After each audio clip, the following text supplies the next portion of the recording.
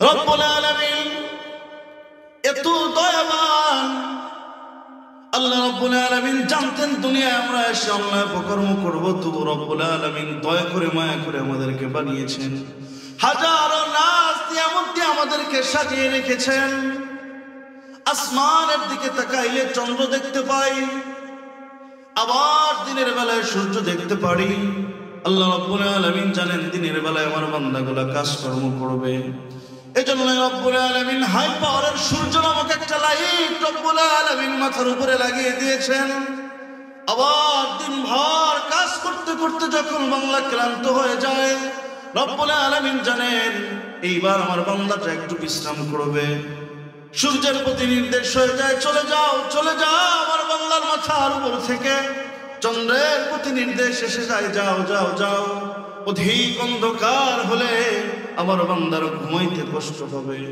বাবাজিরা আমার, যে সমস্ত মানুষগুলা অতি শৌখিন, তাদের ঘরের মধ্যে কিন্তু রাতের বেলায় ছোট্ট একটা লাইট, ডিম লাইট লাগায় দেয়, ঘুটঘুটে অন্ধকার যাতে না থাকে। লাগায় কি লাগায় না? আল্লাহ রাব্বুল আলামিন তো জানেন অতি অন্ধকার যদি থাকে তাইলে আমার বান্দার ঘুমাইতে কষ্ট হবে। চন্দ্র নামক একটা ডিম লাইট রব্বুল আলামিন মাথার উপরে লাগিয়ে দিয়েছেন। অতি আলো নয় যে আলোর কারণে বান্দার ঘুমে ডিস্টার্ব হবে, আবার অতি বেশি আলো নয় যে আলোর কারণে বান্দার ঘুমে ডিস্টার্ব হবে, আবার একদম অল্প আলো নয় যে আলোর কারণে আধার হয়ে থাকবে, অন্ধকার হয়ে থাকবে, বান্দার ঘুমাইতে কষ্ট হবে। বেশি আলো নয়, আবার একদম কম আলো নয়, মিডিয়াম আছে, সুন্দর মৃদু আলো, মিষ্টি আলো রব্বুল আলামিন বান্দার মাথার উপরে দিয়ে দিয়েছেন। রাত ভর যাতে করে বান্দা আমি ঘুমাইতে পারে, কোনো ধরনের কষ্ট না হয়, চোখ মিললে জাতীয় কবরের মতো অন্ধকার না দেখে বান্দার অতি কষ্ট না হয়। এত দয়া করে মায়া করে রব্বুল আলামিন আমাদেরকে বানিয়েছেন। হাজারো নাজ নিয়ামত দিয়ে আমাদেরকে সাজায় রাখছেন। পায়ের নিচে সবুজ বিস্তীর্ণ কত সুন্দর কার্পেট বিছিয়ে দিয়েছেন।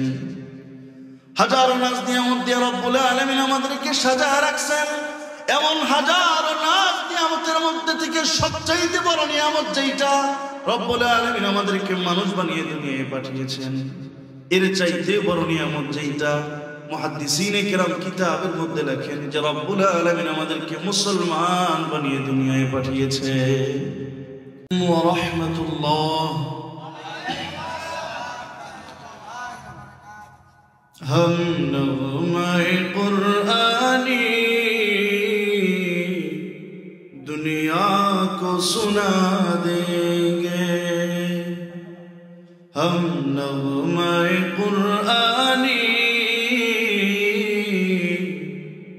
दुनिया को सुना देंगे,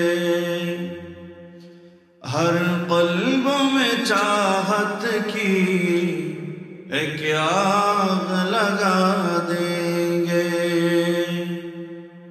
अल्हम्दुलिल्लाह अल्हम्दुलिल्लाह नस्तईनुहु व नस्तगफिरुहु व नु'मिनु बिही व नतवक्कलु अलैहि व नऊज़ु बिल्लाहि मिन शुरूरि अनफुसिना व मिन सय्यिआति अअमालिना, मन यहदिहिल्लाहु फला मुदिल्ल लहु व मन युद्लिलहु फला हादिय लहु, व नशहदु अन ला इलाहा इल्लल्लाहु वहदहु ला शरीक लहु, व नशहदु अन्न सय्यदना व सनदना व हबीबना व नबियना व शफीयना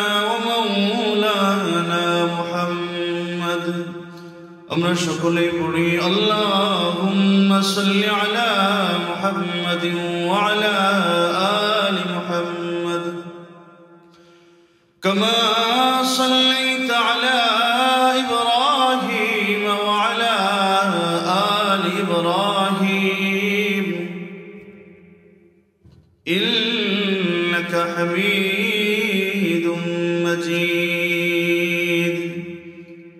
اللهم بارك على محمد وعلى آل محمد كما باركت على إبراهيم وعلى آل إبراهيم إنك حميد مجيد. أما بعد فأعوذ بالله من الشيطان الرجيم.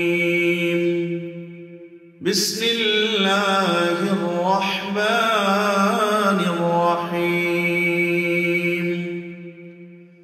إذا ذكر الله وجلت قلوبهم وإذا تليت عليهم آياته زادتهم إيمانا وعلى ربهم يتوكلون.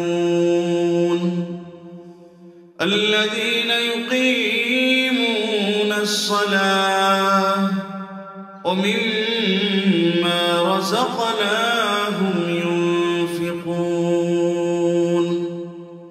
وقال النبي صلى الله عليه وسلم: المرء مع من أحبه، أو كما قال عليه الصلاة والسلام. زیارت مدینہ کی دل میں ہے تمنا، نہیں ہے میرے پاس سفر کی سمانا. شکلی محبت شد پڑی بلغ العلا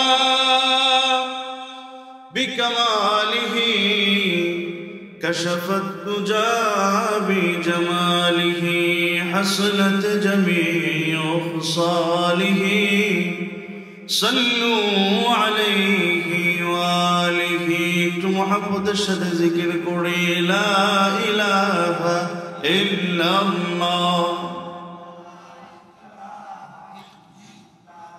لا إله إلا الله، لا إله إلا الله.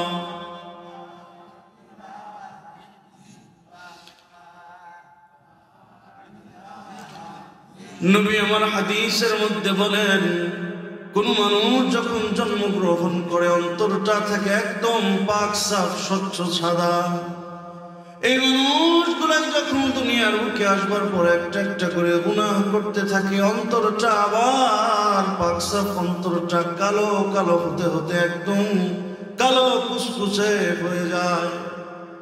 এই মানুষটা আবার যখন লা ইলাহা ইল্লাল্লাহর জিকির করে রব্বুল আলামিন, এই কালো অন্তরটাকে আবার আগের মতো স্বচ্ছ বানায়া আল্লাহর ওলি বানায়া কবরে নাই। এজন্যই বাবাজিরা আমার জিকিরের সময় একটু ধ্যান খেয়ালের সাথে লা ইলাহা ইল্লাল্লাহ, লা ইলাহা ইল্লাল্লাহ।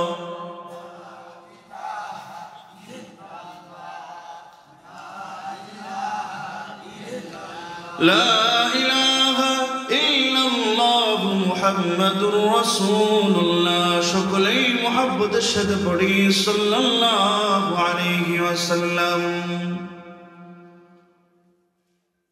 আলহামদুলিল্লাহ, মুন্ট্রিয়া কবরস্থানের উন্নয়ন কল্পে মুন্ট্রিয়া ও পোষনা উত্তরপাড়ার যৌথ উদ্যোগে আজকের বিশাল ওয়াজ মাহফিল, আজকের মাহফিলের সম্মানিত সভাপতি কারি আবু শামা সাহেব, সহকারী শিক্ষক, সিংহটিয়া মাদ্রাসা, ও প্রধান বক্তা আমার শ্রদ্ধেয় ভাজন বড় ভাই হযরতুল আল্লাম হযরত মাওলানা মুফতি মাহমুদুল হাসান আশিকি সাহেব, কেন্দ্রীয় সহ সেক্রেটারি তালিম উদ্দিন ওয়াইজিন পরিষদ, ও আমার পূর্বে আলোচনা করলেন আমার অত্যন্ত স্নেহের ভাই, আপনাদের ইমাম, অত্যন্ত যোগ্য একজন হাফেজ কারি মাওলানা, যোগ্য ব্যক্তিত্ব হযরত মাওলানা আজিদুল ইসলাম সাহেব, ও আমার সামনে উপবিষ্ট বৃদ্ধ বাবাজিরা, সমবয়সের যুবক ভাইরা, পর্দার অন্তরালে সম্মানিত মা ও বোনেরা, সকলকেই আমার অন্তরস্থল থেকে জানাই আন্তরিক মুবারকবাদ। সেই সাথে রব্বে কাবার দরবারে দিল ভরে কৃতজ্ঞতা আদায় করে নেই যে আল্লাহ রাব্বুল আলামিন আমাদেরকে হাজারো মানুষের মধ্য থেকে বাছাই করে আমাদের গুটি কয়েক মানুষকে দ্বীনি মজমায় আসবার তৌফিক দান করেছেন। এজন্য আমরা দিল থেকে সমস্বরে পড়ি আলহামদুলিল্লাহ। আমাদের চাইতে সুস্থ অনেক মানুষ আছেন যাদেরকে আল্লাহ রাব্বুল আলামিন এই জায়গায় আসবার জন্য তৌফিক দান করে নাই। শারীরিকভাবে মানসিকভাবে আমাদের চাইতে অনেক সুস্থ এরকম হাজারো মানুষ আছেন। আল্লাহ রাব্বুল আলামিন তাদের থেকে আমাদেরকে বাছাই করে আমাদের গুটি কয়েক মানুষকে কিছু দ্বীনি কথা বলবার জন্য এবং শুনবার জন্য তৌফিক দান করেছেন। এর থেকে এটাই প্রমাণিত হয় যে ওই হাজারো মানুষের চাইতে একটু বেশি হলেও আমাদেরকে ভালোবাসেন আমাদের মালিক আল্লাহ। এজন্য আমরা আবার একটু জবান খুলে দিল থেকে পড়ি আলহামদুলিল্লাহ। এত দামি একটা জায়গায় আল্লাহ রাব্বুল আলামিন আমাদেরকে আসবার তৌফিক দান করেছেন। ইতিপূর্বেও এই জায়গাটা শুধুই মাত্র একটা নিচু মাঠ ছিল। কোরআন হাদিসের আলোচনা শুরু হওয়ার আগে এই জায়গাটা শুধুই মাত্র নিচু একটুখানি মাঠ। কোরআন হাদিসের আলোচনা শেষ হয়ে যাওয়ার পরেও এটা পরিত্যক্ত একটা মাঠ হিসাবেই পড়ে থাকে। কিন্তু যতক্ষণ সময় পর্যন্ত কোরআন হাদিসের আলোচনা চলবে ততক্ষণ পর্যন্ত পৃথিবীর হাজার দামি জায়গার চাইতে এই জায়গার দাম রব্বে কাবার কাছে হাজার ও হাজার গুণে বেশি। এমন দামি একটা জায়গায় আল্লাহ রাব্বুল আলামিন আমাদেরকে আসবার জন্য তৌফিক দান করেছেন। শুধুই মাত্র এতটুকুর মধ্যেই কিন্তু নয়, এই জায়গাটা পুরোটাকে ঘিরে, অর্থাৎ যে জায়গার মধ্যে দ্বীনি আলোচনা চলে, কোরআন হাদিসের আলোচনা হয়, এমন জায়গা পুরোটাকে ঘিরে আল্লাহ রাব্বুল আলামিনের রহমতের ফেরেশতারা বেষ্টন করে রেখেছে। সুবহানাল্লাহ। আর একটু আস্তে বলেন। এই যে সুবহানাল্লাহ বললেন, একবার সুবহানাল্লাহ বলার ফজিলত এত, নবী আমার হাদিসের মধ্যে বলেন জান্নাতের মধ্যে এত বড় একটা গাছ রব্বুল আলামিন বানিয়ে দেন তার হাবিবের উম্মতের জন্য, যিনি একবার মাত্র সুবহানাল্লাহ বলেন, এত বড় গাছ বানিয়ে দেন। আরাবিয়ান দ্রুতগামী একটা ঘোড়া ওই গাছের ছায়া দৌড়াইতে দৌড়াইতে 100 বছর শেষ হয়ে যাবে, ওই গাছের ছায়া শেষ হবে না। আর একটা গাছ আমার মালিক জান্নাতের মধ্যে আবার বানিয়ে দিলেন। আর একবার বলেন না সুবহানাল্লাহ। এবার ফেরেশতারা বেষ্টন করে, এখানেই কিন্তু নয়, এক ফেরেশতার উপরে একজন, আর এক ফেরেশতার উপরে আর একজন, এইভাবে উঠতে উঠতে আরশে আজিম পর্যন্ত চলে যায়। এবার রব্বে কাবা জিজ্ঞেস করেন, ও আমার ফেরেশতারা, আজকে এশার নামাজের পরে অথবা মাগরিবের নামাজের পরে কোত্থেকে তোমরা এইভাবে আসলে?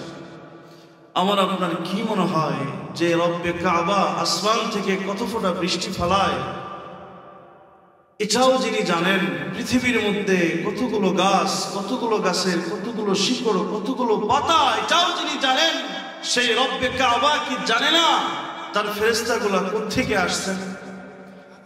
ও বাবাজিরা, জানে কি জানে না?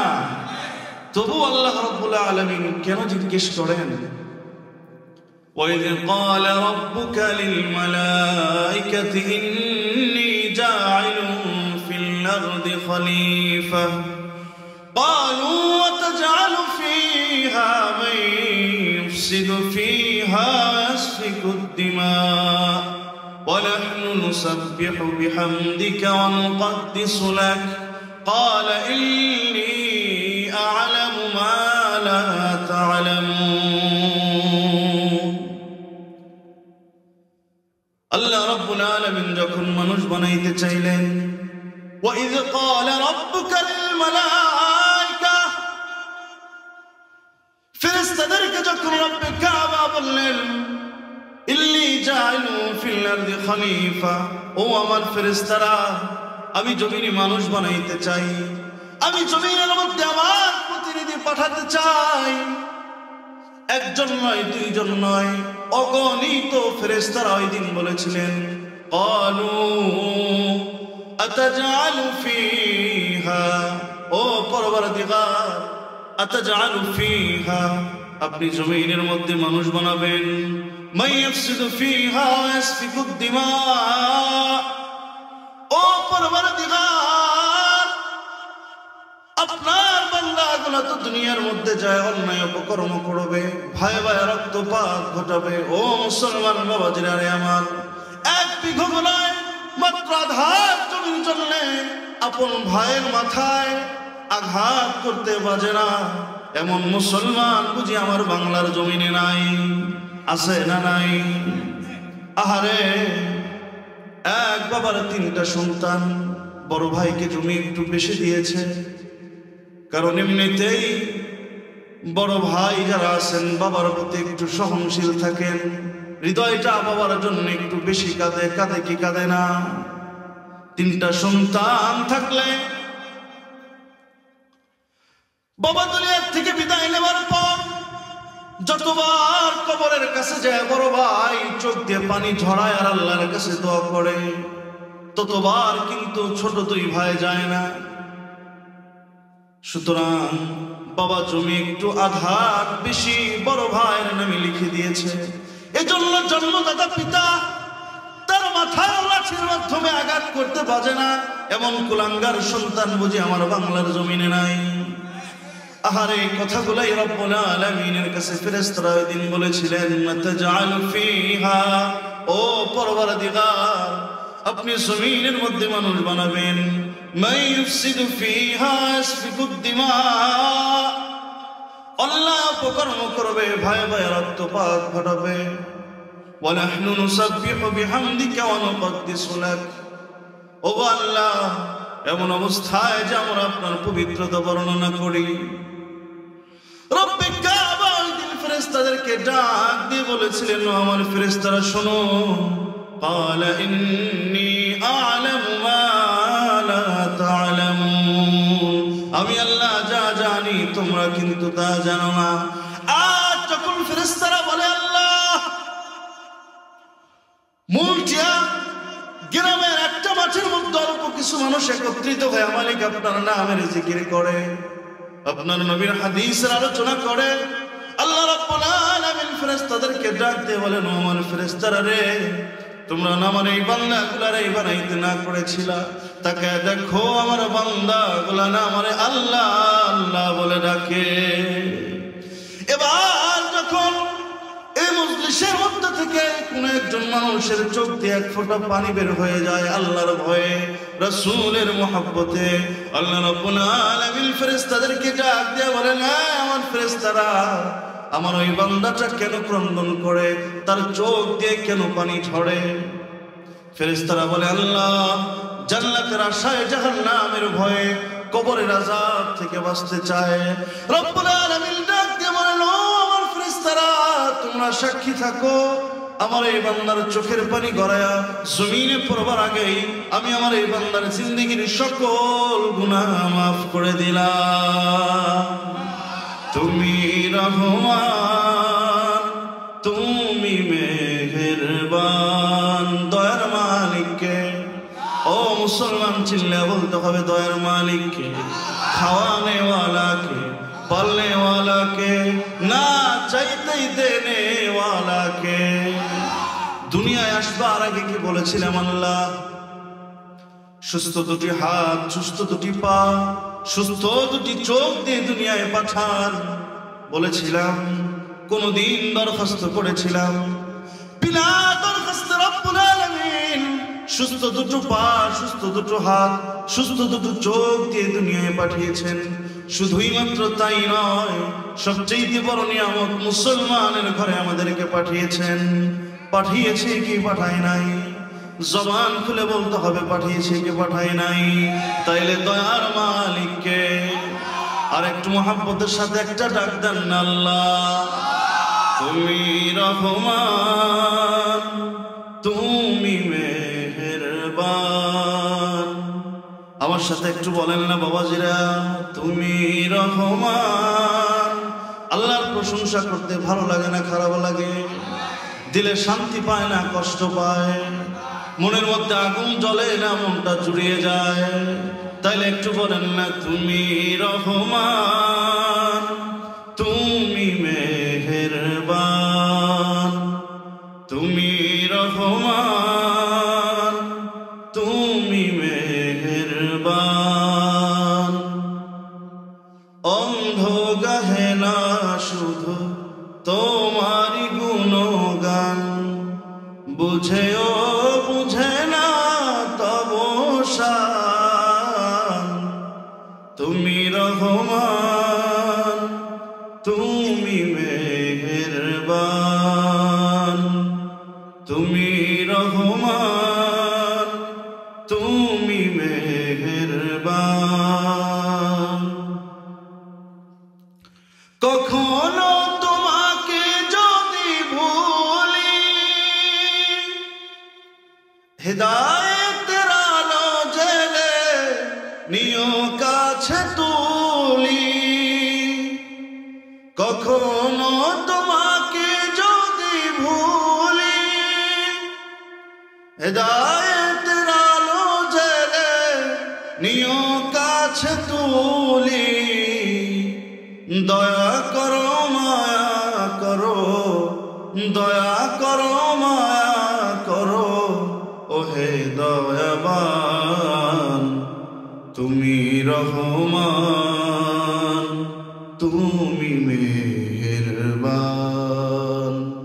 তুমি রহমান, তুমি মেহেরবান। জনম জনম যদি গাহি, তোমার মহিমা গাওয়া শেষ হবে নাহি।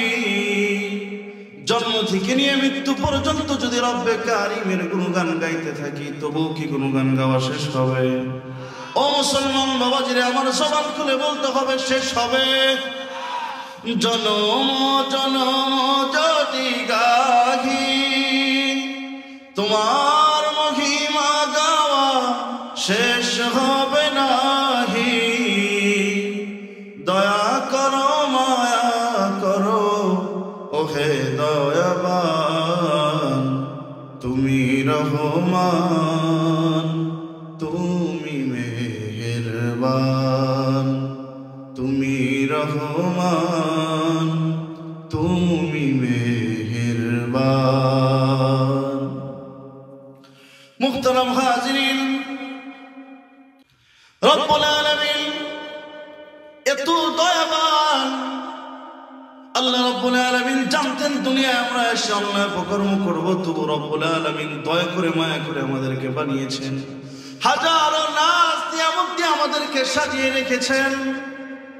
আসমানের দিকে তাকাইলে চন্দ্র দেখতে পাই, আবার দিনের বেলায় সূর্য দেখতে পারি। আল্লাহ রব্বুল আলামিন জানেন দিনের বেলায় আমার বান্দাগুলা কাজকর্ম করবে। এজন্য রব্বুল আলামিন হাই পাওয়ারের সূর্য নামক একটা লাইট রব্বুল আলামিন মাথার উপরে লাগিয়ে দিয়েছেন। আবার দিনভর কাজ করতে করতে যখন বান্দা ক্লান্ত হয়ে যায়, রব্বুল আলামিন জানেন এইবার আমার বান্দাটা একটু বিশ্রাম করবে। সূর্যের প্রতি নির্দেশ হয়ে যায়, চলে যাও চলে যাও আমার বান্দার মাথার উপর থেকে। চন্দ্রের প্রতি নির্দেশ এসে যায়, যাও যাও যাও। অধিক অন্ধকার হলে আমার বান্দার ঘুমাইতে কষ্ট হবে। বাবাজিরা, আমার যে সমস্ত মানুষগুলা অতি শৌখিন, তাদের ঘরের মধ্যে কিন্তু রাতের বেলায় ছোট্ট একটা লাইট, জিম লাইট লাগায় যায়, ঘুটঘুটে অন্ধকার যাতে না থাকে। লাগায় কি লাগায় না? আল্লাহ রাব্বুল আলামিন তো জানেন অতি অন্ধকার যদি থাকে তাইলে আমার বান্দার ঘুমাইতে কষ্ট হবে। চন্দ্র নামক একটা জিম লাইট রব্বুল আলামিন মাথার উপরে লাগিয়ে দিয়েছেন। অতি আলো নয় যে আলোর কারণে বান্দার ঘুমে ডিস্টার্ব হবে, আবার অতি বেশি আলো নয় যে আলোর কারণে বান্দার ঘুমে ডিস্টার্ব হবে, আবার একদম অল্প আলো নয় যে আলোর কারণে আধার হয়ে থাকবে, অন্ধকার হয়ে থাকবে, বান্দার ঘুমাইতে কষ্ট হবে। বেশি আলো নয়, আবার একদম কম আলো নয়, মিডিয়াম মাসের সুন্দর মৃদু আলো, মিষ্টি আলো রব্বুল আলামিন বান্দার মাথার উপরে দিয়ে দিয়েছেন। রাত ভর যাতে করে বান্দা আমি ঘুমাইতে পারে, কোনো ধরনের কষ্ট না হয়, চোখ মিললে জাতীয় কবরের মতো অন্ধকার না দেখে বান্দার অতি কষ্ট না হয়। এত দয়া করে মায়া করে রব্বুল আলামিন আমাদেরকে বানিয়েছেন, হাজার নাজ নিয়ামত দিয়ে আমাদেরকে সাজায় রাখছেন। পায়ের নিচে সবুজ বিস্তীর্ণ কত সুন্দর কার্পেট বিছিয়ে দিয়েছেন। হাজার নাজ নিয়ামত দিয়ে রব্বুল আলামিন আমাদেরকে সাজায় রাখছেন। এমন হাজার নাজ নিয়ামতের মধ্যে থেকে সবচাইতে বড় নিয়ামত যেটা, রব্বুল আলামিন আমাদেরকে মানুষ বানিয়ে দুনিয়ায় পাঠিয়েছেন। এর চাইতে বড় নিয়ামত যেটা, মুহাদ্দিসিনে কেরাম কিতাবের মধ্যে লেখেন যে রব্বুল আলামিন আমাদেরকে মুসলমান বানিয়ে দুনিয়ায় পাঠিয়েছে। সবচাইতে বড় নিয়ামত কোনটা? এরকম হাজার নিয়ামতের মধ্যে আল্লাহ রাব্বুল আলামিন আমাদেরকে মুসলমান বানিয়েছে, মুসলমানের ঘরে পাঠিয়েছে। ছোট্ট একটা শিশু যখন জন্মগ্রহণ করে, হোক খ্রিস্টানের ঘরে, হোক ইহুদির ঘরে, হোক নাসারার ঘরে, হোক মূর্তি পূজারীর ঘরে, এই ছোট্ট শিশুটাকে ইহুদি, খ্রিস্টান, নাসারা, মূর্তি পুজোর কিছুই বলে ডাকা যাবে না। নবী আমার হাদিসের মধ্যে বলেন, প্রত্যেকটাই নবজাতক ছোট্ট শিশু সত্য গ্রহণ করার যোগ্যতা নিয়েই জন্মগ্রহণ করে। এবার হিন্দুর ঘরে জন্মগ্রহণ করলে মা বাবার হিন্দু ধর্মের তালিম তিনি পাওয়ার কারণে হিন্দু হয়ে যায়। নাসারার ঘরে জন্মগ্রহণ করলে নাসারা ধর্মের তালিম পাওয়ার কারণে নাসারা হয়ে যায়। মূর্তি পূজকের ঘরে জন্মগ্রহণ করলে মূর্তি পূজা দেখতে দেখতে তিনিও মূর্তি পূজক হয়ে যায়। ঠিক তেমন মুসলমানের ঘরে জন্মগ্রহণ করলে ছোট্টবেলায় কচিমুখ মা শিখায়, বলো আল্লাহ, শিখায় কি শিখায় না? বাবা শিখায়, বলো আল্লাহ, হাত ধরে মসজিদে নিয়ে যায়। এইভাবে মুসলমান ধর্মের তালিম পেতে পেতে তিনিও মুসলমান হয়ে যান। হাজারো নিয়ামতের মধ্যে সবচেয়ে বড় একটা নিয়ামত হইল আল্লাহ রাব্বুল আলামিন যে আমাদেরকে মুসলমানের ঘরে পাঠিয়েছেন। যদি আমাদেরকে মুসলমানের ঘরে না পাঠাইতেন, এত স্বাচ্ছন্দ্য বোধে আমরা ওয়াজ মাহফিল শুনতে পারতাম না। হিন্দুর ঘরে জন্মগ্রহণ করার পরে মুসলমান ধর্ম যখন গ্রহণ করে, এমনও হাজারো মানুষ আছেন যারা জন্মগ্রহণ করেছে হিন্দুর ঘরে, বড় হয়েছে, এরপরে ঈমান নামক দৌলত তাদের নসিব হয়েছে। এমন মুসলমানও তো অনেক আছেন। এই মানুষগুলা মনে চাইলেই কোরআনে কারীম পড়তে পারে না, নানান ধরনের জ্বালা যন্ত্রণা, মনে চাইলেই নামাজ পড়তে পারে না। এরকমও হাজার ঘটনা জানা অথবা দেখা, দিনভর কোরআনে কারীমের দিকে মন ছুটে যাচ্ছে, কোরআনে কারীম দেখতে পারতেছে না। 18 থেকে 19 বছর বয়স, ইসলাম ধর্ম গ্রহণ করেছে, ঈমান নামক দৌলত নসিব হয়েছে, মা বাবার সঙ্গে থাকে, মা বাবা হিন্দু। মুসলমান ধর্ম গ্রহণ করবার পরে মা বাবা হিন্দু হওয়ার কারণে তাদের সামনে নামাজ পড়তে পারে না, বাড়ি থেকে দূরেও যেতে পারে না। রাতের আধারে মসজিদের মধ্যে যায়, মসজিদ থেকে কোরআনে কারীম নিয়ে অনেক দূরে যায়, ল্যাম্প পোস্টের নিচে যায়, কোরআনে কারীমের দিকে তাকায় থেকে অঝরে ক্রন্দন করে, অঝরে ক্রন্দন করে। এরকম বহু ঘটনা বুঝি আমার বাংলার জমিনে নাই। সবেমাত্র মুসলমান হয়েছে, কোরআন পড়তে পারে না, কিন্তু কোরআনের প্রতি ভালোবাসা, মহব্বত এত যে রাত্রেবেলায় কোরআনটা খুঁড়ে দেখতে থাকেন, হাতাইতে থাকেন আর ক্রন্দন করতে থাকেন। তো আল্লাহ রাব্বুল আলামিন আমাদের ভাগ্যটাকে কত ভালো করে দিয়েছেন। আর আমরা যদি কোরআনে কারীম খুলে পড়ি আমাদের ফ্যামিলিতে থেকে, আমাদের ফ্যামিলির মানুষজন তো আমাদেরকে আরো বেশি ভালোবাসবেন, বেশি ভালো বলবেন। আমাদের কোনো কষ্ট নাই। নবমুসলিম যারা আছেন, মা বাবা হিন্দু, তারা ইসলাম ধর্ম পালন করবার পরে তাদের অনেক কষ্ট ক্লেশ সহ্য করতে হয়। আর আল্লাহ রাব্বুল আলামিন আমাদেরকে মুসলমানের ঘরে পাঠিয়েছেন। আমরা মুসলমান, আমরা যত ইবাদত আর বন্দেগী করব, সমাজের মধ্যে আমাদের দাম বাড়বে না কমবে? পরিবারের মধ্যে আমাদের ভালোবাসা বাড়বে না কমবে? এত বড় একটা দৌলত আল্লাহ রাব্বুল আলামিন আমাদেরকে দান করেছেন, এত বড় একটা নিয়ামত। এবার প্রশ্ন হইল, আল্লাহ রাব্বুল আলামিন মুসলমানের ঘরে আমাদেরকে পাঠাইলেন, জন্ম থেকে নিয়ে মৃত্যু পর্যন্ত মুসলমান হিসাবেই আমরা বেঁচে থাকলাম। ছোট্টবেলায় মা বাবা আকিকা করে আব্দুর রহমান, আব্দুর রহিম অথবা মুসলমান একটা নাম রেখেছেন। জন্ম থেকে নিয়ে মৃত্যু পর্যন্ত এতটুকু পরিচয় কি বাঁচলে আমাদের জন্য জাহান্নামের আযাব থেকে রক্ষা পাওয়ার জন্য যথেষ্ট? বাবাজিরা কথা বুঝতে অসুবিধা হইতেছে? এতটুকু পরিচয় কি আমাদের জন্য জাহান্নাম থেকে বাঁচার জন্য যথেষ্ট যে আমরা মুসলমান, আমার নাম আব্দুর রহমান? যথেষ্ট না। তাইলে আমাদের কি করতে হবে? সমাজের মধ্যে একজন এমপি, আবার এই সমাজের মধ্যে একজন দিনমজুর, আবার একজন ভ্যানওয়ালা, আবার একজন কৃষক, সকলের দামই কি সমাজের মধ্যে সমান? সমান নয়, অথচ দেখতে তো একই রকম। দুটো হাত, দুটো চোখ, দুটো পা, দুটো কান। এমপি সাহেবেরও তেমন, দিনমজুরেরও তেমন, কৃষক উনারও তেমন, সকলেরই সেম। কিন্তু সকলের সমাজে দাম একরকম নয়। এর কারণ কি? এক একজনের এক এক রকম যোগ্যতা অর্জন করবার কারণে সমাজে এক একজনের এক এক রকম মর্যাদা, তাই তো? ঠিক তেমন আল্লাহ রাব্বুল আলামিনের কাছে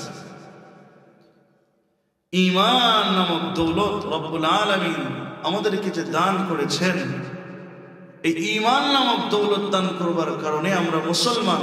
আমাদের ঈমানটাকে আমরা যত দামি, যত মজবুত বানাবো, আল্লাহ রাব্বুল আলামিনের কাছে আমাদের দাম তত বেশি হবে। কথা বুঝতে অসুবিধা হইতেছে? আল্লাহ রাব্বুল আলামিন মানুষের চেহারা দেখে, মানুষের বাহ্যিক সুরত দেখে রব্বুল আলামিন দাম মর্যাদা দেন না। আল্লাহ রাব্বুল আলামিন ভিতরটা দেখে। যদি রব্বুল আলামিন চেহারা দেখেই দাম মর্যাদা দিতেন, ভালোবাসতেন, যার চেহারা যত সুন্দর রব্বুল আলামিন তাকে তত বেশি ভালোবাসে, এরকমটাই যদি হইতো, বেলালের চাইতে আবু জাহেলের দাম বেশি হইত। কারণ বেলাল হাফসি রাদিয়াল্লাহু তাআলা আনহু থেকে আবু জাহেলের চেহারা অনেক সুন্দর ছিল। কিতাবের মধ্যে লেখেন বেলাল হাফসি রাদিয়াল্লাহু তাআলা আনহু এত কালো ছিলেন, এত কালো ছিলেন, মানুষ কালো হইলে হাতের তাইলে সাদা হয়, কিন্তু বেলাল হাফসি রাদিয়াল্লাহু তাআলা আনহু এত কালো ছিলেন, তার হাতের তালুটাও কালো। কিন্তু হৃদয়ের মধ্যে যে ঈমান নামক দৌলতটা রব্বুল আলামিন তাকে দান করেছিলেন, এটা এত মজবুত বানিয়েছিলেন, এত মজবুত বানিয়েছিলেন যে মসজিদে নববীর মধ্যে বেলাল হাফসি রাদিয়াল্লাহু তাআলার মধ্যে একটা ছিদ্র, আল্লাহ আল্লাহ আহাদ আহাদ বলে ডাকেন। তার মুনিব ছিলেন কাফের। লম্বা ইতিহাস অতি সংক্ষেপে বলি, এই কারণে জিহ্বার মধ্যে ছিদ্র করে দিয়েছে। এই ছিদ্র নিয়েই বেলাল হাফসি রাদিয়াল্লাহু তাআলা মসজিদে নববীতে আযান দেন। এক হরফের জায়গায় আর এক হরফ হয়ে যায়। এবার রাসূল আকরাম সাল্লাল্লাহু আলাইহি ওয়াসাল্লামের কাছে দরখাস্ত জানানো হলো, আল্লাহর নবী, ইয়া রাসূলুল্লাহ, বেলাল হাফসি রাদিয়াল্লাহু তাআলা আনহুর একটু সমস্যা, অন্য একজন সাহাবীকে দিয়ে আযান দেওয়ানো যাক। রাসূল আকরাম সাল্লাল্লাহু আলাইহি ওয়াসাল্লাম বললেন, ঠিক আছে। অন্য একজন সাহাবী মুয়াজ্জিন হিসাবে নিয়োজিত হলেন। রাত্রিবেলায় বেলাল হাফসি রাদিয়াল্লাহু তাআলা আনহু ঘুম হয় না।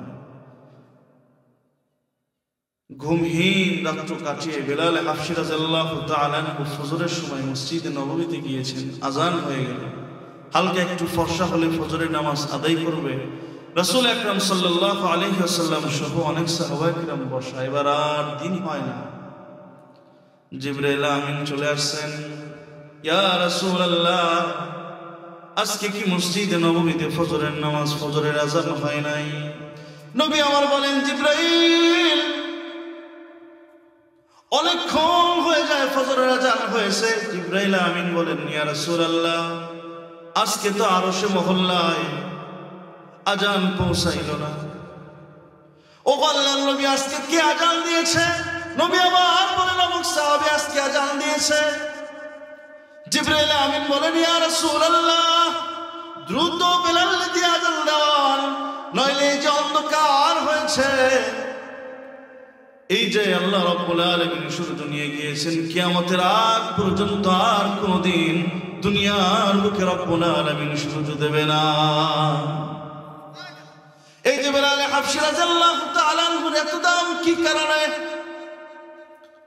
ঈমান নামক যে দৌলতটা পেয়েছিলেন, এই ঈমান নামক দৌলতটাকে তিনি অত্যন্ত মজবুত বানিয়েছিলেন, অত্যন্ত খাঁটি বানিয়েছিলেন।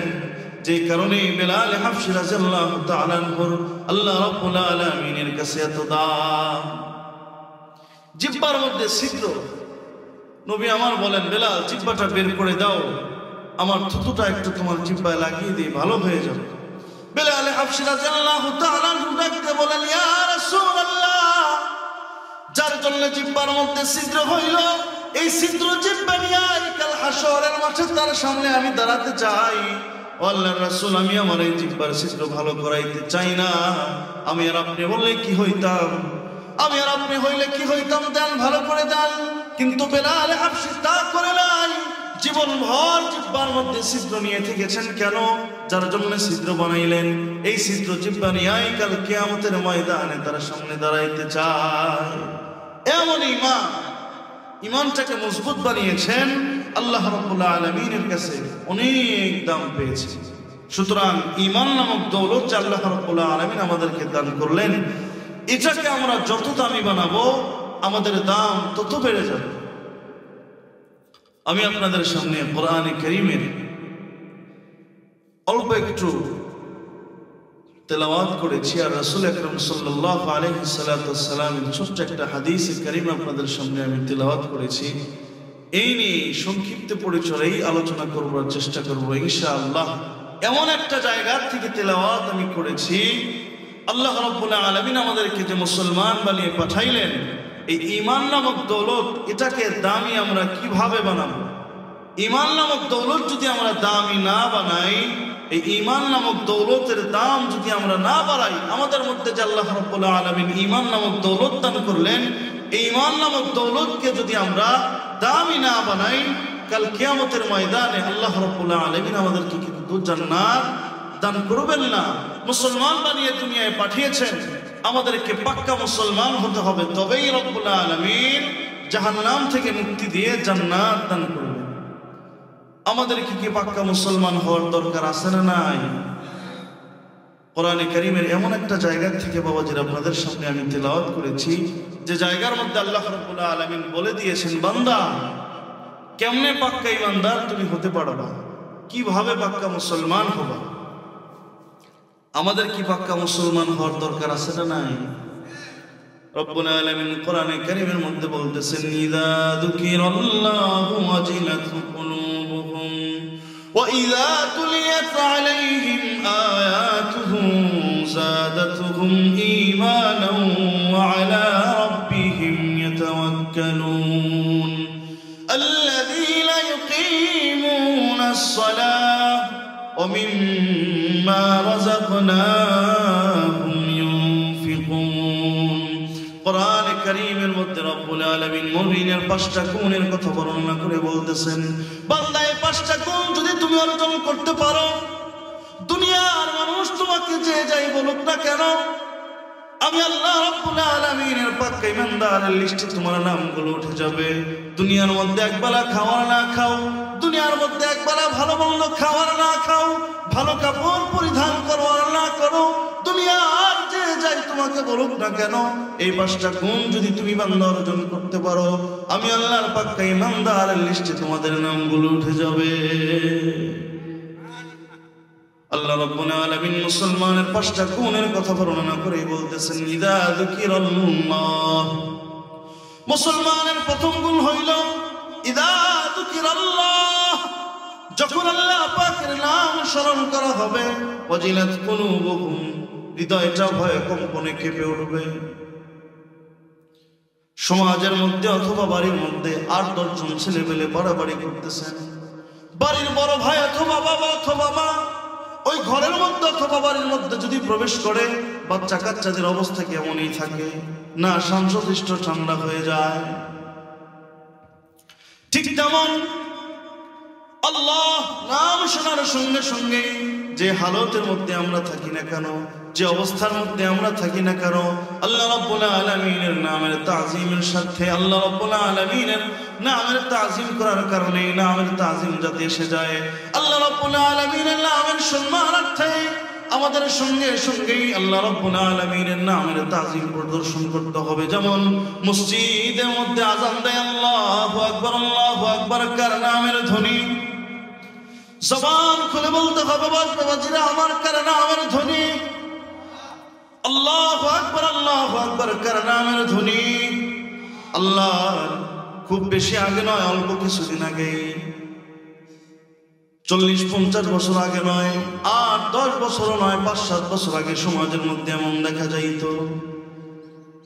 বাজারের মধ্যে টিভি চলতেছে, চাষ চলে, আজান হয়ে গেছে, সঙ্গে সঙ্গে টিভি বন্ধ, মা বোনদের মাথায় কাপড় নেই, আজান হয়ে গেছে, সঙ্গে সঙ্গে মা বোনরা মাথায় কাপড় দিয়ে নিতেন। ও মুসলমান বাবাজিরা রে আমার সোনার বাংলাদেশ কয় ঋতুর দেশ ছিল? কয় ঋতু? বর্তমানে কয় ঋতু? টাইনা টুইনা 2 ঋতুই বানানো যায় না। যে বছর খরা পড়ে তো খরা, যে বছর বৃষ্টি হয় তো বৃষ্টি। খরার কারণে 1 বছর ফসল শেষ, বৃষ্টির কারণে আর 1 বছর ফসল শেষ, বন্যার কারণে আর 1 বছর ফসল শেষ। 1 ঋতু যায় 2 ঋতু ধরার আগেই বছর শেষ।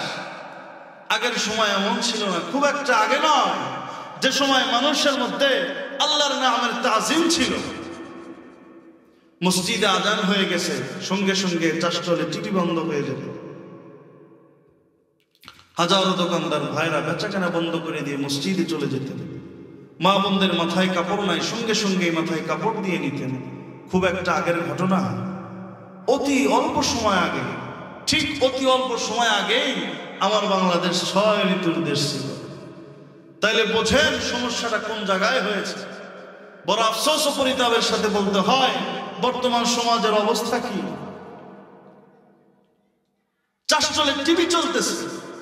বাবাজিরা, অন্য ধর্মের মানুষের কথা আমি বলতেছি না, আমার মুসলমান ধর্মের মানুষের কথাই বলতেছি। চাষ চলে, টিভি চলতেছে, আজান হয়ে গেছে, টিভি বন্ধ করবে তো দূরের কথা, আজানের কারণে টিভি দেখতে অসুবিধা হয়। এজন্যই মুসলমান নামধারী কিছু মানুষ বলে দোকানের ঝাপটা নামিয়ে দাও, আজানের আওয়াজের কারণে সিনেমার আওয়াজটা, সিনেমার গানটা, নাটকের কথাগুলো শুনতে অসুবিধা হচ্ছে। বর্তমান জামানায় দুঃখ, পরিতাপ, আফসোসের সাথে বলতে হয়, আমার সমাজের অবস্থাটা কি এমনই না ভিন্ন?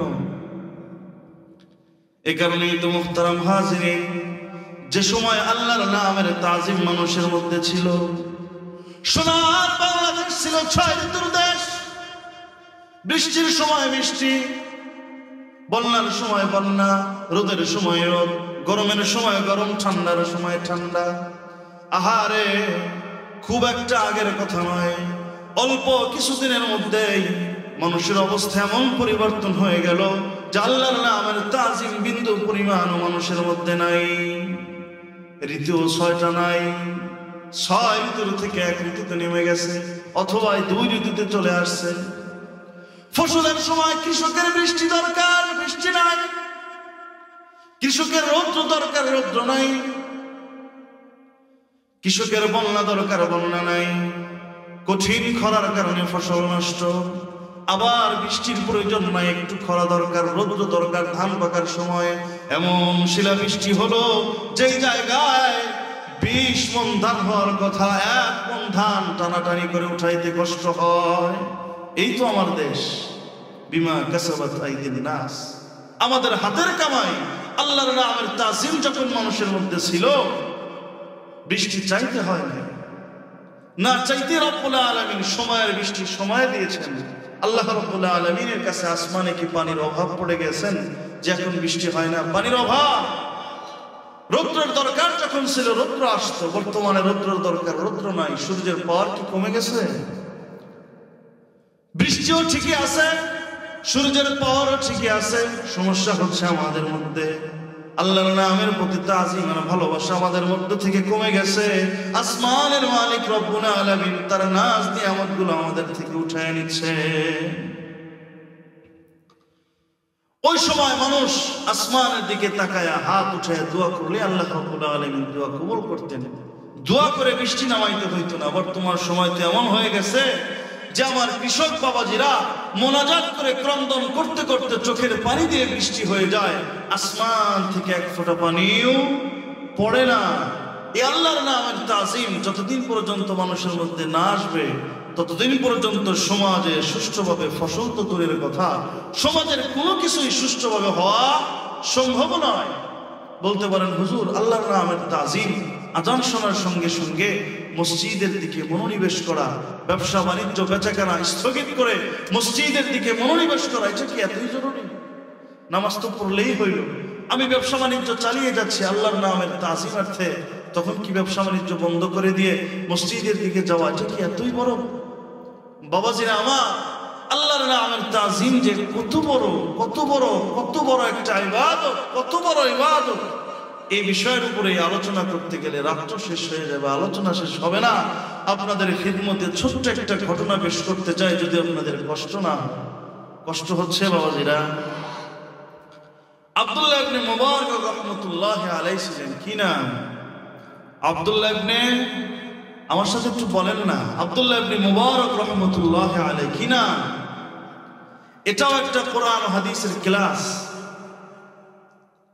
আমি বলতেছি আপনাদের মনে রাখতে হবে। প্যান্ডেল থেকে বাহির হইলেন, হুজুর যেন কি বললো মনে নাই, তাহলে তো হইল না। মনে রাখতে হবে, যা শিখে গেলেন অন্যজনকে শিখাইতে হবে, এই নিয়তে শুনতে হবে। আমি যা শিখতেছি এগুলো মনে রাখবো, অন্যজনকে শিখাবো, এই নিয়তে ওয়াজ শুনলে আল্লাহ রাব্বুল আলামিন বেশি ফায়দা দান করেন। তো মুহতারাম হাজিরিন, যে কথা আমি বলতেছিলাম কি নাম? আব্দুল্লাহ ইবনে মুবারক রাহমাতুল্লাহ আলাইহি বিশিষ্ট তাবিঈ ছিলেন। তো আব্দুল্লাহ ইবনে মুবারক রাহমাতুল্লাহ আলাইহি জামানার শ্রেষ্ঠ বুজুর্গ ছিলেন। আল্লাহ রাব্বুল আলামিন তাকে ইলম যেমন দান করেছিলেন, বুজুর্গীর এটাও তেমন দান করেছিলেন, ধন সম্পদ বহু দান করেছিলেন। আব্দুল্লাহ ইবনে মুবারক রাহমাতুল্লাহ আলাইহির বড় একটা বিল্ডিং বাড়ি ছিল। আব্দুল্লাহ ইবনে মুবারক রাহমাতুল্লাহ আলাইহি প্রত্যেক দিন রাত্রেবেলায় বাড়ির ছাদে দাঁড়ায় দাঁড়ায় ইবাদত করতেন। হঠাৎ করে আব্দুল্লাহ ইবনে মুবারক রাহমাতুল্লাহ আলাইহি দুনিয়া থেকে বিদায় নিয়ে গেলেন। বিদায় নেওয়ার পরে আব্দুল্লাহ ইবনে মুবারক রাহমাতুল্লাহ আলাইহি তার বন্ধুর সঙ্গে খাওয়াবে মুলাকাত হয়ে গেল। সুবহানাল্লাহ বলবেন না? বলতে পারেন হুজুর মরার পরে আবার কেমনে মুলাকাত হয়? বাবাজিরা আমার, কোরআনে কারীমের মধ্যে আল্লাহ রাব্বুল আলামিন এত কিছু দিয়েছেন, এত কিছু দিয়েছেন, এমন কিছু আমল কোরআনে কারীমের মধ্যে আছেন যে আয়াতগুলো পড়ে অন্ধ ব্যক্তির চোখে ফু দিলে অন্ধ ব্যক্তি ভালো হয়ে যায়। গলায় কাঁটা বিঁধেছে, একবার গ্লাসের মধ্যে পড়ে ফু দিয়ে পানি খাবেন, সঙ্গে সঙ্গে গলার কাঁটা চলে যাবে। পেটের ব্যথা, একটু পানি পড়ে দিলেই কোরআনে কারীমের আয়াত দিয়ে সঙ্গে সঙ্গে পেটের ব্যথা ভালো হয়ে যাবে। আল্লাহ রাব্বুল আলামিন কোরআনে কারীমের মধ্যে কত কিছু যে দিয়েছেন, অগণিত অগণিত। সুবহানাল্লাহ। এই কোরআনে কারীমের একটা নাম সূরা ফাতিহা। এই সূরা ফাতিহা কোরআনে কারীমের প্রথম সূরা, সূরা ফাতিহা। এই সূরা ফাতিহার একটা নাম সূরাতুশ শিফা। যত ধরনের রোগ আছে সকল রোগের ঔষধ এই সূরা ফাতিহা। একটু সুবহানাল্লাহ বলবেন না? এই সূরা ফাতিহার 14টা নাম। কয়টা? 14টা। আরো তো কত সূরা আছে। তো কোরআনে কারীমের মধ্যে এমন কিছু সূরা আছে যেগুলো পড়ে আমল করলে, বাবা দুনিয়া থেকে বিদায় নিয়ে গিয়েছেন, কবরবাসী হয়ে গেছেন, মা দুনিয়া থেকে বিদায় নিয়ে কবরবাসী হয়ে গেছেন, আপন জন দুনিয়া থেকে বিদায় নিয়ে কবরবাসী হয়ে গেছেন, কবরে তাদের কোন হালত কোন অবস্থা, এটাও কোরআনে কারীমের মধ্যে আল্লাহ রাব্বুল আলামিন এমন কিছু আমল দিয়েছেন, সূরা দিয়েছেন যেগুলো পড়ে আমল করলে আল্লাহ রাব্বুল আলামিন খাওয়াবে, দেখায় দেবে। এটা সুবহানাল্লাহ বলবেন না? আব্দুল্লাহ ইবনে মুবারক রাহমাতুল্লাহি আলাইহির সঙ্গে তার বন্ধুর খাওয়াবে মুলাকাত। এবার আব্দুল্লাহ ইবনে মুবারক রাহমাতুল্লাহি আলাইহি তার বন্ধুর সঙ্গে খাওয়াবে মুলাকাত হওয়ার পরে বন্ধুকে জিজ্ঞেস করতেছেন, বন্ধু কেমন আছেন? আব্দুল্লাহ ইবনে মুবারক রাহমাতুল্লাহি আলাইহির বন্ধু যখন আব্দুল্লাহ ইবনে মুবারক রাহমাতুল্লাহি আলাইহি জিজ্ঞেস করতেছেন, বন্ধু আপনার কি অবস্থা? রব্বুল আলামিন আপনার সাথে কেমন আচরণ করলেন? আব্দুল্লাহ ইবনে মুবারক রাহমাতুল্লাহি আলাইহি বলতেছেন, বন্ধু যতটুক ইবাদত আর বন্দেগী করেছিলাম রব্বুল আলামিন তার চাইতে অনেক বেশি আমাকে দান করেছে। এবার আব্দুল্লাহ ইবনে মুবারক রাহমাতুল্লাহি আলাইহি বলেন, বন্ধু বড় আশ্চর্যান্বিত একটা বিষয় নিয়ে আমি হয়েছি। কি বিষয় বন্ধু? বলে আমার বাড়ির সামনে একটা মাঠ, মাঠের পাশে একটা বাড়ি ছিল কামারের। ঘটনাক্রমে আব্দুল্লাহ ইবনে মুবারক রাহমাতুল্লাহি আলাইহি ইন্তেকাল করেছেন, তার কয়েকদিন আগে অথবা পরে ওই কামারও দুনিয়া থেকে বিদায় নিয়ে গিয়েছেন। আব্দুল্লাহ ইবনে মুবারক রাহমাতুল্লাহি আলাইহি বলে, বন্ধু, আল্লাহ রাব্বুল আলামিন আমাকে তো দান করেছি, যতটুকু ইবাদত করেছি তার চাইতে অনেক বেশি। বড় আশ্চর্যান্বিত আমি হইলাম, কোনদিন আমি দেখি নাই ওই কামার এমন কোন ইবাদত করে, এমন কোন বন্দেগী করে। রাত্রে বেলায় সারা রাত দেখতাম লোহা পিটাইতো। আল্লাহ রাব্বুল আলামিন ওই কামারে আমার চাইতে অনেক বড় জান্নাত রব্বুল আলামিন তারে দান করেছে। একটু সুবহানাল্লাহ কি জোরে বলা যায় না? হঠাৎ করে আব্দুল্লাহ ইবনে মুবারক রাহমাতুল্লাহি আলাইহির বন্ধুর ঘুম ভেঙে গেছে। এখন যদি আমরা শুনি অমুক বিলে বড় বড় আইল মাছ পাওয়া যাচ্ছে, বল মাছ পাওয়া যাচ্ছে, শীত যতই থাক না কেন আমরা কি লেবার নিচে শুয়ে থাকবো না? ভাস্তা বাতিজা যা আছে সবাই নিয়ে বলবো চলো মাছ ধরতে যাই। হঠাৎ করে রাত্রেবেলায় ফোন আসছে, অমুক বিল দিয়ে তো বড় বড় মাছ যাচ্ছে, আমরা কি লেবার নিচে শুয়ে থাকবো? শুয়ে থাকবো না। ছেলে সন্তান ভাতিজা যা আছে সকলকে নিয়ে মাছ ধরতে যাব। আব্দুল্লাহ ইবনে মুবারক রাহমাতুল্লাহি আলাইহি দুই জামানার মানুষ তো, তারা দুনিয়ার প্রতি এত লোভী নয়, লোভী হইল আমলের প্রতি। হঠাৎ করে ঘুম ভেঙে গেছেন। আরে কামার এমন কি ইবাদত করতো, জামানার শ্রেষ্ঠ বুজুর্গ আব্দুল্লাহ ইবনে মুবারক রাহমাতুল্লাহি আলাইহি, তার চাইতে বড় জান্নাত আল্লাহ রাব্বুল আলামিন তাকে দান করেছে। সারা রাত তো আর ঘুম হয় না। ফজরের নামাজটা পড়েই কামারের বাড়িতে চলে গেছে। জানা দরকার এমন কি আমল করত। এই জামানার মানুষ আমরা দুনিয়ার পাগল, ওই জামানার মানুষগুলা ছিল আখিরাতের পাগল। কি এমন আমল করতো যে কারণে আল্লাহ রাব্বুল আলামিন তাকে এত মর্যাদা দান করছেন। তো কামারের বাড়িতে যা ডাক দিতেছেন ফজরের নামাজের পরে, বোন কে বাড়িতে আসো, একটু আমার কাছে আসবা। এবার যখন কামার স্ত্রীকে ভিতর থেকে বলতেছেন, ভাই কি বলেন? এবার আব্দুল্লাহ ইবনে মুবারক রাহমাতুল্লাহি আলাইহির বন্ধু বলতেছেন, আপনার স্বামী এমন বিশেষ কি কি ইবাদত করতেন যে কারণে আল্লাহ রাব্বুল আলামিন তাকে এত মর্যাদা দান করেছেন? আব্দুল্লাহ ইবনে মুবারক রাহমাতুল্লাহি আলাইহির চাইতেও দামি জান্নাত, বড় জান্নাত আল্লাহ রাব্বুল আলামিন তাকে দিয়েছেন। এবার কামারের স্ত্রী বলেন, ভাই আমার তো জানা নাই আমার স্বামী এমন কি বড় আমল করত যেই কারণে জামানার শ্রেষ্ঠ বুজুর্গ আব্দুল্লাহ ইবনে মুবারক রাহমাতুল্লাহি আলাইহি তার চাইতেও বড় জান্নাত আল্লাহ রাব্বুল আলামিন তাকে দিয়েছেন। তবে হ্যাঁ ভাই, আমার স্বামীর দুটি অভ্যাস আমার কাছে বড় আশ্চর্যান্বিত মনে হইত। বলে, বোন কি দুটি অভ্যাস একটু বলবেন? এবার কামারের স্ত্রী দেখে বলে, ভাই আমার স্বামী কামারের কাজ করতেন। যে সমস্ত বাবাজিরা আমার সৌদি গেছেন জানেন, হজে গিয়েছেন, ওমরায় গিয়েছেন, তারা জানেন সৌদিতে দিনের বেলায় কি প্রচন্ড গরম থাকে। কখনোই কি লোহার কাজ দিনের বেলায় করা সম্ভব? কামারের স্ত্রী দেখে বলে, ভাই আমার স্বামী দিনের বেলায় লোহা পিটায়া পিটায়া লোহার যন্ত্রগুলো বানাইতে পারতেন না।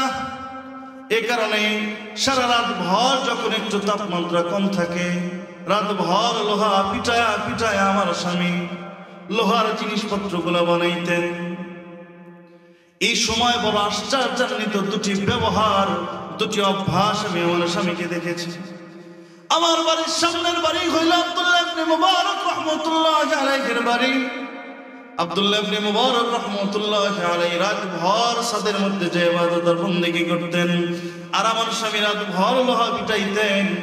আর আব্দুল্লাহ ইবনে মুবারক রাহমাতুল্লাহি আলাইহির দিকে তাকায় তাকায় আফসোস করতেন আর বলতেন, আল্লাহ বড় আশ্চর্যান্বিত আপনার বন্টন গো মালিক। একজনে বানাইলেন কামার, আর একজনে বানাইলেন জামানার শ্রেষ্ঠ বুজুর্গ, আবার ধনাঢ্য ব্যক্তি। আল্লাহ এতে আমার কোনো অভিযোগ আর আফসোস নাই, তবে আল্লাহ ও পরওয়ারদিগার আলম, আমার যদি আপনি ধনী বানাইতেন, ও মালিক আপনি জানেন এই কলিজাটা ভরা আপনার ভয়, আপনার ভালোবাসা। আমি কামার যদি ধনী হইতাম, আমার যদি টাকা থাকতো, তাইলে আমিও আব্দুল্লাহ ইবনে মুবারক রাহমাতুল্লাহি আলাইহির মতো সারা রাত ভর আপনার কুদরতি কদমে সিজদায় পড়ে থাকতাম। আমার স্বামী এগুলো বলতো আর কান্না করতো। আবার যখন আযান হয়ে যাইত, সঙ্গে সঙ্গে আমার স্বামী হাতুড়টা মাটির মধ্যে ছেড়ে দিয়ে আল্লাহ রাব্বুল আলামিনের কাছে ডাক দিয়ে বলতেন, ও আল্লাহ দেখো মসজিদে আযান হয়ে গেছে, আমি কিন্তু আর লোহার মধ্যে একটা বাড়িও দেই নাই। ও আল্লাহ, আমার আব্দুল্লাহ ইবনে মুবারক রাহমাতুল্লাহি আলাইহির মতো ধনী বানাও নাই, বুজুর্গ বানাও নাই, তাতে আমার কোনো আফসোস নাই। ও আল্লাহ তুমি দেখো, আমার যদি আব্দুল্লাহ ইবনে মুবারক রাহমাতুল্লাহি আলাইহির মতো ধনী বানাইতা, আমি কিন্তু রাতভর লোহা বিটাইতাম না, মালিক তোমার কুদরতি কদমে সিজদায় পড়ে থাকতাম। ও আল্লাহ আবার দেখো এই যে আযান হয়ে গেছে, মালিক তুমি সাক্ষী থাইকো, তুমি দেখো একটা বাড়িও কিন্তু আমি লোহার মধ্যে দিলাম না, এই যে হাতুড়িটা ফালায়া মালিক মসজিদের দিকে ছুটলাম। ও আল্লাহ পরওয়ারদিগার আলম, কাল কিয়ামতের ময়দানে রব্বুল আলামিন আমারে কিন্তু তুমি কামার বলে ডাক দিও না। ও আল্লাহ, কাল কিয়ামতের ময়দানে তোমার বান্দা বলে ডাক দিয়া ও আল্লাহ তোমার জান্নাতে আমারে দিয়ে দিও। তাহলে আল্লাহর ভয় ভীতির কি দাম? মুহাদ্দিসিনে কেরাম বলেন, এই দুটি অভ্যাসের কারণে আল্লাহ রাব্বুল আলামিন তাকে এত মর্যাদা দান করেছিলেন। কিতাবের মধ্যে লেখেন, আফসোস নামক জিনিসের দাম আল্লাহ রাব্বুল আলামিনের কাছে অনেক। একজন মানুষ মাদ্রাসায় মুহাদ্দিস, একজন মানুষ মাদ্রাসায় সাইফুল হাদিস, মসজিদের ইমাম, গ্রামের মুয়াজ্জিন।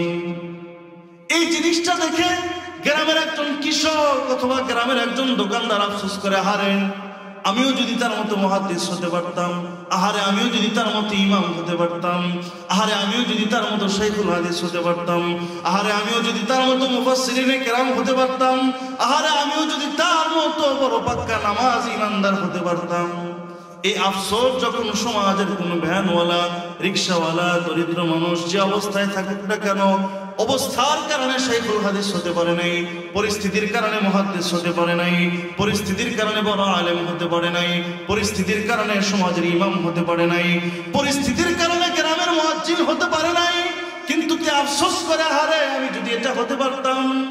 কিতাবের মধ্যে লেখেন, এই আফসোসের কারণেই মুহাদ্দিসিনে কেরাম যে সবগুলো পাইতেছেন, একজন শাইখুল হাদিস হাদিস পড়ায় যে সব পায়, একজন ইমাম নামাজ পড়ায় যে সব পায়, একজন মুয়াজ্জিন আযান দিয়ে যে সব পায়, সমপরিমাণ সব রব্বুল আলামিন এই আফসোসের কারণে তার আমলনামায় লিখে দেয়। সুবহানাল্লাহ, কার একটু জোরে বলা যায় না? আফসোস বড় মারাত্মক আর একটা গুণ, বড় মারাত্মক একটা গুণ। তো আর একটা গুণ যেটা তার ছিল, ইযা যুকিরাল্লাহু ওয়াজিলাত কুলুবুহুম, মনে আছে বাবাজিরা? পাক্কা মুসলমান হতে হলে গুণ লাগবে কয়টা? একটু বলেন বাবাজিরা, কয়টা? 5টা। প্রথম গুণ নিয়ে আমি আলোচনা করতে চাচ্ছিলাম। ইযা যুকিরাল্লাহু ওয়াজিলাত কুলুবুহুম, ইযা যুকিরাল্লাহ, আল্লাহ রাব্বুল আলামিনের নাম যখন স্মরণ করা হবে, ওয়াজিলাত কুলুবুহুম, অন্তরটা মালিকের নামের তাজিমের কারণে কেঁপে উঠবে, আল্লাহর ভয়ে হৃদয়টা কেঁপে উঠবে। তো এই কামারের মধ্যে আরেকটা যে গুণ ছিল, আল্লাহ রাব্বুল আলামিনের নামের তাজিম। আযান শোনার সঙ্গে সঙ্গে লোহার মধ্যে আর একটা বাড়িও দেয় না। আজও যদি আমাদের সমাজের অবস্থা এমন হয়ে যায়, আযানের সঙ্গে সঙ্গে দোকানপাট বন্ধ। বলতে পারেন হুজুর, আমাদের তো ব্যবসা বাণিজ্য করে খেতে হয়, ওয়াজ তো শোনাইতেছেন, আযানের সঙ্গে সঙ্গে দোকানপাট বন্ধ, তাহলে বেচাকেনা কি চলবে? জোহরের সময়, হাটের দিন, ভরা বাজার, এ সময় যদি আমি আমার দোকানটা বন্ধ করে দেই, বাজার কখন করব? আধা ঘন্টা নামাজ পড়তে লাগবে আমার মসজিদে যায়, কাস্টমার তো সব চলে যাবে। কাস্টমার দেওয়ার মালিক কে? জবান খুলে বলতে হবে কে? হাজার এমন ঘটনা আছে, আযান হয়ে গেছে, মসজিদে চলে গেছে, না এখন আমার আর কোনো বেচাকেনা হবে না, আর বেচাকেনা হবে না। নামাজ পড়ে আসছেন, আল্লাহ রাব্বুল আলামিন ফেরেশতাদেরকে কাস্টমার বানায়া তার দোকান থেকে বেচাকেনা করাইছে। একটু বলবেন না সুবহানাল্লাহ। কিতাবের মধ্যে লেখেন কোন মানুষ যখন আজান শুনে মসজিদে যে নামাজ আদায় করে, যে ব্যক্তি নামাজ আদায় করলো না, নামাজ না পড়ে ব্যবসা বাণিজ্য করলো, তার দোকানের চাইতে 20 গুণ বেচাকেনা আল্লাহ রাব্বুল আলামিন ওই দিনই তাকে বাড়ায় দেবে। একটু পরীক্ষা করে দেখেন সবকিছুর মালিক কে? তো বাবাজিরা আমার, মুসলমানের দ্বিতীয় নম্বর গুণ হইল وَإِذَا تُلِيَتْ عَلَيْهِمْ آيَاتُهُ زَادَتْهُمْ إِيمَانًا। যখন মুসলমান কোরআনে কারীমের তেলাওয়াত শুনবে, সঙ্গে সঙ্গে মুসলমানের ঈমান বেড়ে যাবে। একটু তাকবীর দেন, নারে তাকবীর। বিশিষ্ট ইসলামিক চিন্তাবিদ, প্রখ্যাত মুফাসসিরে কোরআন মুফতি মাহমুদুল হাসান আশিকি সাহেব হুজুরের আগমন মুন্সিয়া কবরস্থানের বাসীর পক্ষ থেকে, মুন্সিয়াবাসীর পক্ষ থেকে আল্লাহ রাব্বুল আলামিন হুজুরের জানে মালে বরকত দান করুন। সকলে বলে আমিন। মুহতারাম হাজরিন, যে কথা আমি বলতেছিলাম, মুসলমানের দ্বিতীয় নম্বর গুণ হইল ওয়াইদা তুলিয়াত আলাইহিম আয়াতুহু যাদাতহুম ঈমানা। মুসলমান যখন কোরআনে কারীমের তেলাওয়াত শুনবে তাদের ঈমান বেড়ে যাবে। মুসলমানের তৃতীয় নম্বর গুণ হইল ওয়া আলা রাব্বিহিম ইয়াতাওয়াক্কালুন। মুসলমান যদি ভরসা করে, করবে কার উপরে? জবান খুলে বলতে হবে, ভরসা করলে করবে কার উপরে? এই তিনটা গুণ যে মুসলমানের মধ্যে আছে, ইদা যুকিরাল্লাহ, আল্লাহ রাব্বুল আলামিনের নাম যখন স্মরণ করা হয়, ওয়াজিলাত কুলুবুহুম, মুসলমানের প্রথম নম্বর গুণ। ওয়া ইদা তুলিয়াত আলাইহিম আয়াতুহু যাদাতহুম ঈমানা, কোরআনে কারীম তেলাওয়াত যখন করা হয় তার ঈমান বেড়ে যায়। ওয়া আলা রাব্বিহিম ইয়াতাওয়াক্কালুন, মুসলমানের তৃতীয় নম্বর গুণ, মুসলমান ভরসা করে আল্লাহর উপরে। এই তিন গুণের অধিকারী যে একজন মুসলমান, তার প্রমাণ কি? মুহাদ্দিসিনে কেরাম, মুফাসসিরিনে কেরাম বড় সুন্দর করে কিতাবের মধ্যে লিখেছেন। পরে আল্লাহ রাব্বুল আলামিন বলতেছেন, আল্লাযীনা ইউকিমুনাস সালাহ ওয়া মিম্মা রাযাকনাহুম ইউনফিকুন। এই দুইটা গুণ যার মধ্যে দেখা যাবে, আল্লাযীনা ইউকিমুনাস সালাহ, গুলার মধ্যে আর যিনি সমাজের মধ্যে কামাই কাজি করেন, অর্থ উপার্জিত করেছে, অনেক অর্থের মালিক, বিভিন্ন কল্যাণ কাজের মধ্যে, মসজিদ মাদ্রাসার মধ্যে, গুরুস্থানের মধ্যে যে মানুষগুলা তাদের অর্থে উপার্জনিত, কষ্ট উপার্জনিত টাকাগুলা দান করতে থাকে, এই দুই গুণ যার মধ্যে আছেন, মুহাদ্দিসিনে কেরাম বলেন এই ব্যক্তি আগের তিন গুণের অধিকারী। সুবহানাল্লাহ বলবেন না? এই 5 গুণে যারা গুণান্বিত হবে, আল্লাহ রাব্বুল আলামিন পাক্কা ঈমানদারের লিস্টে তাদের নাম উঠিয়ে দেবে। এবার পাক্কা ঈমানদারের লিস্টে আমাদের নামগুলো উঠলে কি লাভ? দুনিয়ার বুকে সকল শিশু বাচ্চারাই ক্রন্দন করতে করতে দুনিয়ায় আসে। কোনো বাচ্চা দেখেছেন হাসতে হাসতে আসে? সকলেই কিন্তু কান্না করতে করতে দুনিয়ার বুকে জন্মগ্রহণ করে, কিন্তু বিদায় নেওয়ার বেলায় সকলের হালত কি একরকম? কেউ কুৎসি বিশ্রী চেহারা নিয়ে দুনিয়া থেকে বিদায় নেয়। আবার কিছু মানুষ আছেন সমাজের কেউ তাদেরকে দেখতে পারে না, তাদের লাশটা দেখতে যায় মনে হয় চেহারা তেমন ভালো ছিল না, জীবিত অবস্থায় ভালো কোনো কাপড় পরিধান করতে পারতেন না। এই মানুষগুলাই যখন মৃত্যুবরণ করে, তাদের লাশটা দেখতে যায় মনে হয় আসমানের চাঁদের দিকে নয়, এই মৃত ব্যক্তির লাশের দিকে বারবার বারবার তাকায়। সুবহানাল্লাহ বলবেন না? তো এই মানুষগুলাই তারা, এই 5 গুণে যারা গুণান্বিত হয়, মরণের সময় গড়গড়ানি যখন উঠে যায়, আজরাইল আলাইহিস সালাতু ওয়াস সালাম পাশে দাঁড়িয়েই ডাকতে থাকেন, ইয়া আইয়াতুহান নাফসুল মুতমাইন্না ইরজিই ইলা রাব্বিকি রাদিয়াতাম মারদিয়া ফাদখুলি ফি ইবাদি ওয়াদখুলি জান্নাতি। আর হাসতে হাসতে আল্লাহর জান্নাতে চলে যায়। তাহলে তাহলে 5 গুণে গুণান্বিত হওয়ার দরকার আছে না নাই? 5 গুণ কি কি মনে থাকবে তো? আল্লাহর নাম শোনার সঙ্গে সঙ্গে হৃদয়ের মধ্যে কম্পন সৃষ্টি হয়ে যাবে। কোরআনে কারীম তেলাওয়াত শোনার সঙ্গে সঙ্গেই ঈমান বেড়ে যাবে। মুসলমান ভরসা করবে কার উপরে? আল্লাহর উপরে। এই 3 গুণে যে গুণান্বিতের প্রমাণ হইল, আজানের সঙ্গে সঙ্গেই চলে যেতে হবে কোথায়? নামাজের সময় হইলেই কুদরতি আল্লাহ রাব্বুল আলামিনের কুদরতি কদমে কবলটাকে ঠেকায় দিবেন। আর মুসলমানের 5ম নম্বর গুণ হইল কামাই রুজি রোজগার যাই করেন, 10 টাকা হোক, 5 টাকা হোক, 20 টাকা হোক, নিজের কামাই থেকে আমাকে আল্লাহ রাব্বুল আলামিন দিয়েছেন, আরো দেবেন।